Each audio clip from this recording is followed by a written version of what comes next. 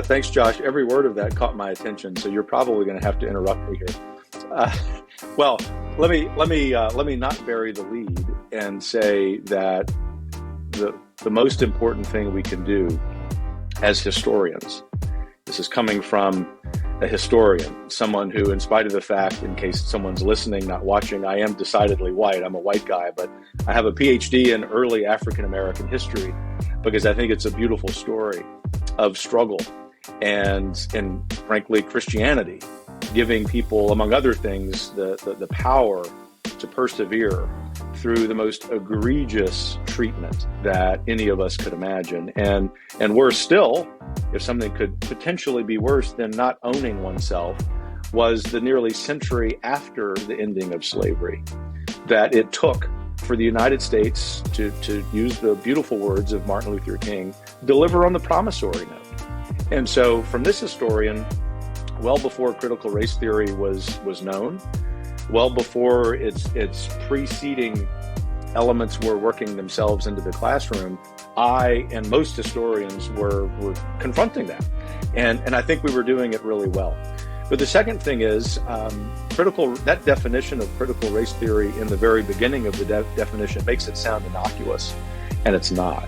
Because what critical race theory is the definition of human beings according to characteristics they can't change.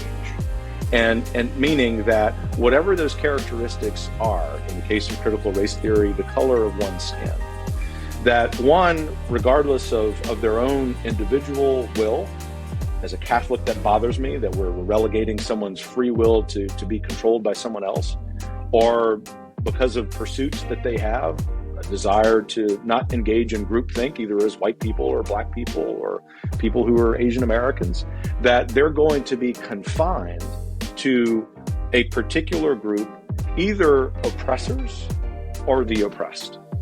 And I use the following word as an academic, not as a political polemic. It's Marxist. And for people in the audience who like Marxism, I'll explain. The problem with Marxism is exactly the same thing. It is, I mean this not to be partisan, not as a conservative, as a philosopher. Marxism has a philosophical problem in its foundation, which is that it's materially deterministic. So in some cases, this is especially true in the Marxist colonial critiques in West Africa, an area I know well academically because of my study of the slave trade.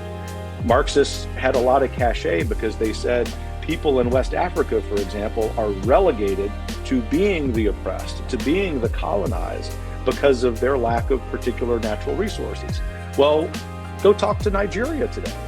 Go talk to Senegal. They've proven that to be incorrect in spite of the problems of colonialism. The point is this: in the American setting, especially in the setting of, say, a first grade classroom in the Commonwealth of Virginia, which, if, say, in the greater Richmond area, might be slightly majority white, large plurality of African Americans, and a handful of Asian Americans, a handful of Latinos. You're telling that each of those four groups, those kids in those four groups, that they must not ever aspire to what Martin Luther King aspired to doing and inspired the rest of us to do, which is to work together in spite of the sordid past of our history. And you know what? The beautiful thing is, if the three of us walked into that classroom, every single one of those kids would say, we want to get along with our friends. That's the problem with critical race theory. I don't have a problem with critical theory, the larger academic impulse that's been going on since the days of Antonio Gramsci and Michel Foucault, theories I know very well because I was a graduate student at a very liberal university. I don't have a problem with that as an intellectual exercise. It's the application of that intellectual exercise onto real people that's a real problem. But let me sum up with the lead again. Critical race theory is not required in order for us to grapple with the difficult chapters of our past.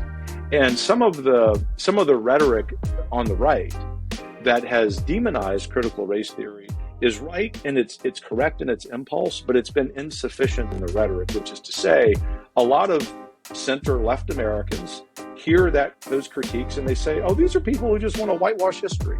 We on the right have to be a lot better. We have to be a lot more eloquent. We have to be a lot more thoughtful in recognizing that a lot of Americans across the political spectrum, in every kind of ethnic group, want history to be taught correctly.